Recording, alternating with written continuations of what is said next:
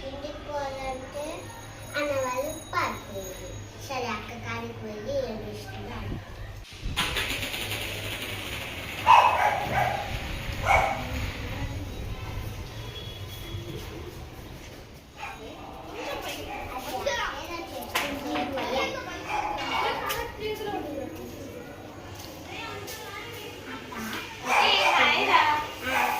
చదువుతున్నారా? చదువుతున్నావు? దశావతారాల గురించి తెలీదా? తెలీదు. తెలుసుకోవాలని ఉందా? చెప్పనా నీకు స్టోరీ? చెప్పు. సరే, మనం దశావతారాల గురించి స్టోరీ చెప్పుకుందాం, ఓకేనా?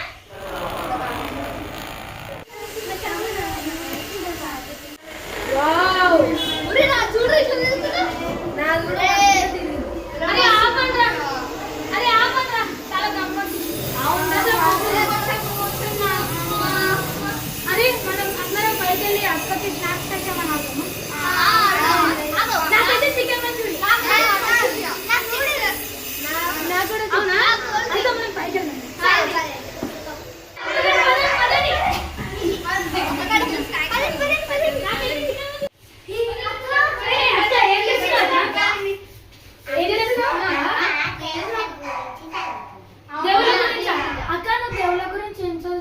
దేవుళ్ళ గురించి కాదురా, దశావతారం గురించి. దశావతారాలంటే ఇప్పుడు మన శ్రీ మహావిష్ణువు ఉన్నారు కదా, ఆయన ఒక్కొక్క టైంలో ఒక్కొక్క రాక్షసుడిని చంపనీకి ఒక్కొక్క అవతారం తీసుకున్నారు. దాన్ని దశావతారం అంటారు. దశావతారాలు అనగా మా మమ్మీ ఎప్పుడు నాకు ఒక విషయం చెప్పి, దశావతారాల గురించి చూడరా, దశావతారాల గురించి చదివరా, మనకు నాలెడ్జ్ బాగా పెరిగేదా అందుకే అంటారు, మీరు మన పురాణాల్లో ఉన్న 10 అవతారాల గురించి కాదు కానీ బెంటన్ గురించి బాగా తెలుసు కదా.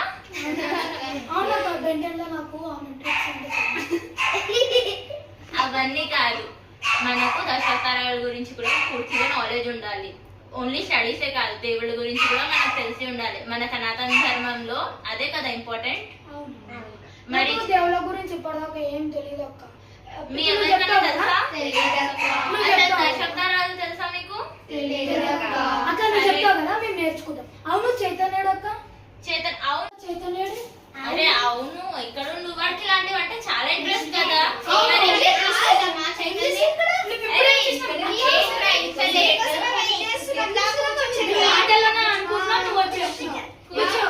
అరే నీకు దేవుళ్ళ గురించి స్టోరీస్ అవన్నీ చాలా ఇష్టం కదా, నీకు దశావతారాల గురించి తెలుసా? ఇంతవరకు ఎప్పుడు ట్రై చేయలేక చదవడం కానీ ఆ బుక్ మమ్మీ కొనియలే. అవునా, సరే నేను చెప్తా, వింటారా? ఓకే, కానీ మాకు ఇప్పుడు చాలా ఆకలిస్తుంది అక్క. కానీ నువ్వు చెప్పాక తిన్నావా? చెప్పాక తిన్నా. అవునా, సరే మీకోసం మంచి స్నాక్స్ చేస్తా, కానీ అంతకన్నా ముందు దశావతారాలు అంటే ఏందో అది చెప్తా, ఓకేనా? దశం అంటే దానికి మీనింగ్ ఏమొస్తుంది? దశావతారాలు. సో దశ అంటే 10 అంటారు, అవతారాలు అంటే క్యారెక్టర్స్ లాగా. సో మా శ్రీ మహావిష్ణుది 10 అవతారాలు ఉన్నాయి. ఇప్పుడు వరకు భూమి మీద వచ్చింది 9. ఇప్పుడు 10వ అవతారం ఏందో తెలుసా? ప్రభాస్ మూవీ తెలుసా? కల్కి మూవీ.